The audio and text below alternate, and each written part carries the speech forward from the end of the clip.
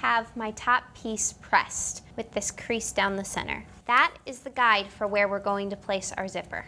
Make sure your zipper head will not be in the seam allowance, so make sure it's at least a ½ inch down. We are going to tape this along this line so that we know where we want it, and this will be our guide for sewing. We have chosen on this project to use an exposed metal zipper. For the look we wanted, we had to choose a zipper that was longer than our panel. So we are gonna shorten this zipper. I used the last piece of tape that I had placed to put it down as my guide to know where I had to stitch beyond.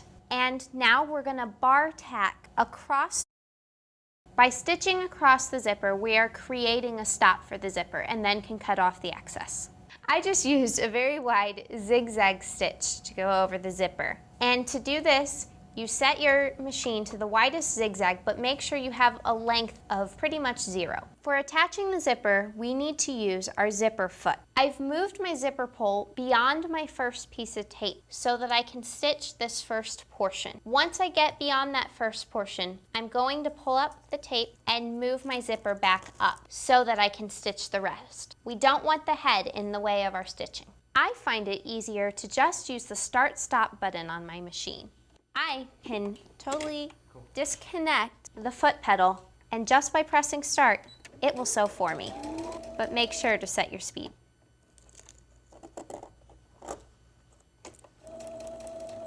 Stitch down the whole end of the tape, and when you get to the other end, stitch down the other side the same way. We're cutting down the center of the crease that we made earlier, and then we are going to press this to the edges. I used the same top panel piece that we used for the zipper to create a lining. I just creased it the same way and cut directly down the center, and then I ironed a ½ inch each way. Now we're going to take the lining piece and place it just slightly away from the fold of the other piece. We're going to tape this down. Then we're going to turn it over and top stitch over our original stitching line. So as you can see, I've already attached my side panels to this center top panel. Now I'm going to stay stitch along the edges of this center panel. I am stay stitching 3/8 of an inch away from the edge, and I'm doing this so that I can then clip into it so that it can help ease the curve.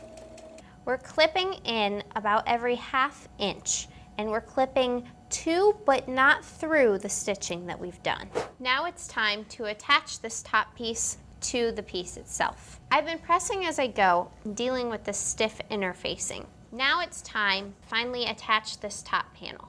First step to doing that is to place right sides together and make sure that the top of the side panel matches up with the top edge of the pocket. We'll do the same on the other side. And then our next pin we want to do is the center top. The rest we're going to ease in between. This is where the edges we clipped earlier help us meet the curve. I'm going to stitch this full curve with a ½ inch seam allowance. And after that curve is stitched, then I will stitch the sides down with a ½ inch left at the bottom. Here's where you're going to stop. We are a ½ inch from the end on this piece, but we are fully to the seam allowance on the front panel.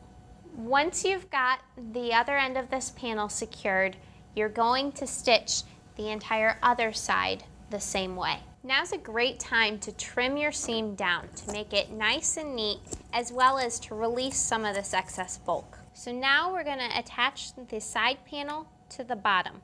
This corner earlier we left the ½ inch on the bottom seam to the side. So we have that to be able to now attach to. I'm just making sure, this bag is so large, I'm just making sure that it's out of my way as I stitch. We are starting a ½ inch in from the edge, and we're going to end a ½ inch from the other edge. Now that we have our bag completely sewn, we're going to trim the corners, and then we're going to press it right side out. For the final piece, we use the remaining 2 bottom panels and stitch them right sides together on 3 sides. 4th side had the edge turned under and pressed. Now we have our piece of needlepoint canvas that we had cut to the size. Now we have a stiffer piece to place in the bottom, but we are going to top stitch it closed. We have very little room for top stitching here because you don't want to hit the canvas. So just be careful. Make sure that you stitch at the edge. My bag's all finished. Going to insert the pockets and we're ready to go. For more projects like this, visit DIYStyle.net.